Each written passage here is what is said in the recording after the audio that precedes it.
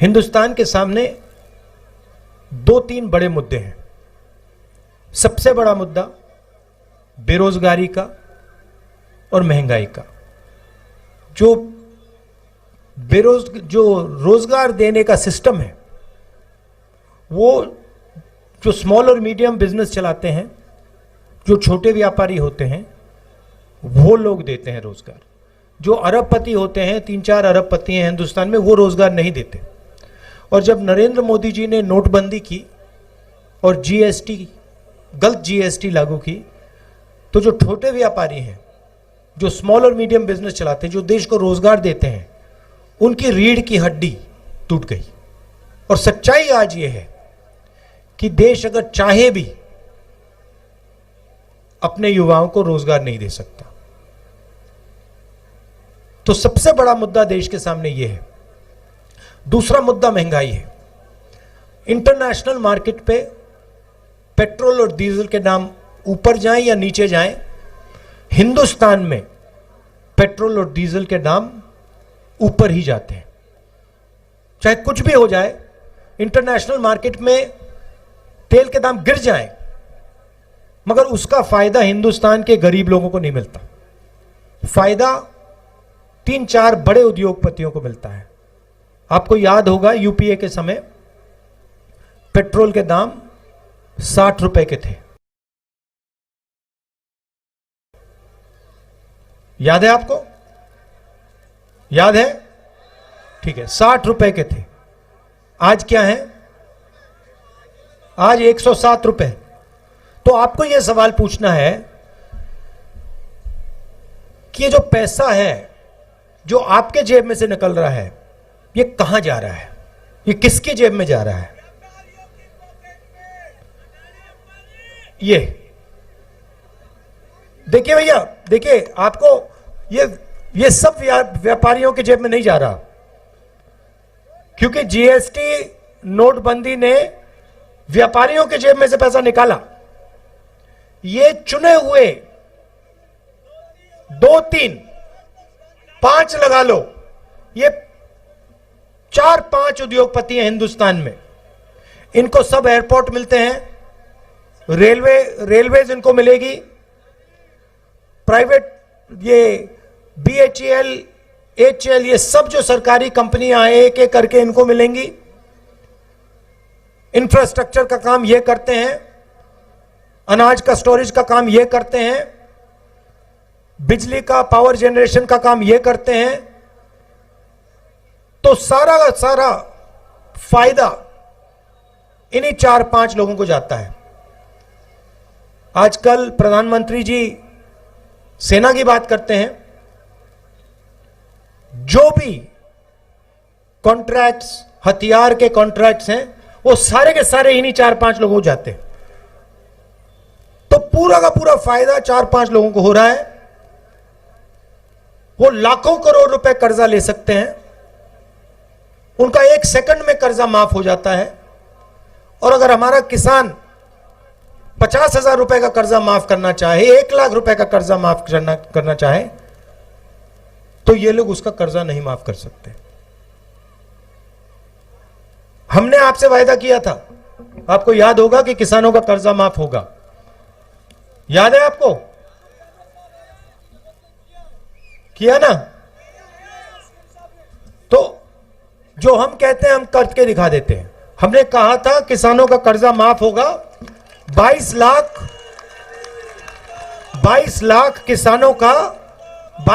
किसानों का कर्जा माफ किया। आज हम चाय पी रहे थे सुबह, किसान के घर में हमने चाय पी। किसान आया, मुझसे गले लगा और मुझसे कहा कि राहुल जी, आपने हमारा कर्जा माफ किया, आपने हमारी जिंदगी बदल दी, इसलिए मैं आपको दिल से धन्यवाद करता हूं। और ऐसे 22 लाख लोग हैं, 22 लाख लोग हैं। 8 लाख किसान हैं राजस्थान में, जिनको बिजली का बिल देना नहीं पड़ता, 1 रुपया नहीं देना पड़ता।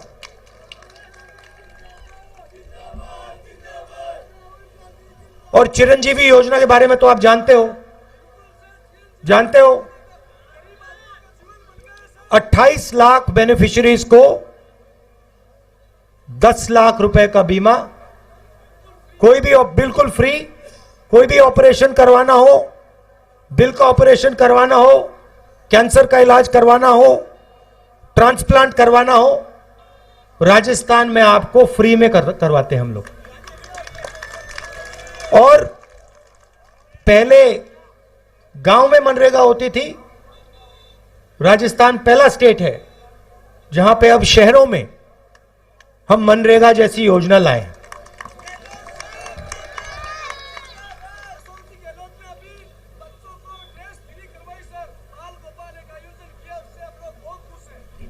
ठीक है, मगर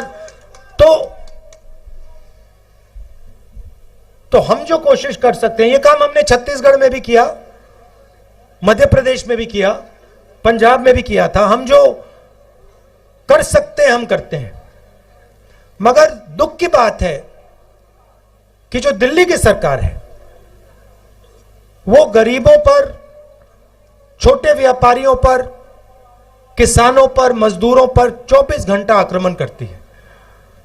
मैं आपको एक और उदाहरण देता हूं, आपके स्टेट का उदाहरण देता हूं।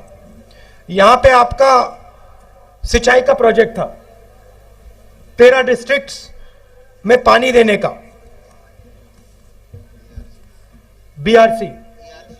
ERC सॉरी, ठीक है, ईस्टर्न राजस्थान कैनाल प्रोजेक्ट, जिससे 13 डिस्ट्रिक्ट्स को सिंचाई का और पीने का पानी मिलता। स्टेट की सरकार ने 9,500 करोड़ रुपए इस प्रोजेक्ट के लिए अलग रखे। अब प्रधानमंत्री ने वायदा किया था कि इसी प्रोजेक्ट को वो नेशनल प्रोजेक्ट बनाएंगे। कितनी बार किया था वायदा? 2 बार। अपने भाषणों में हिंदुस्तान के प्रधानमंत्री ने राजस्थान के 13 डिस्ट्रिक्ट्स को वायदा किया था कि ये जो सिंचाई का प्रोजेक्ट है इसको हम नेशनल प्रोजेक्ट बनाएंगे और जल्दी से जल्दी इसको हम पूरा करेंगे। उन्होंने उसको कैंसिल कर दिया और अब जब राजस्थान की सरकार अपने पैसे से प्रोजेक्ट को बनाना चाह रही है तो हमारी सरकार को प्रोजेक्ट बनाने से रोक रहे हैं। तो यह है हालत।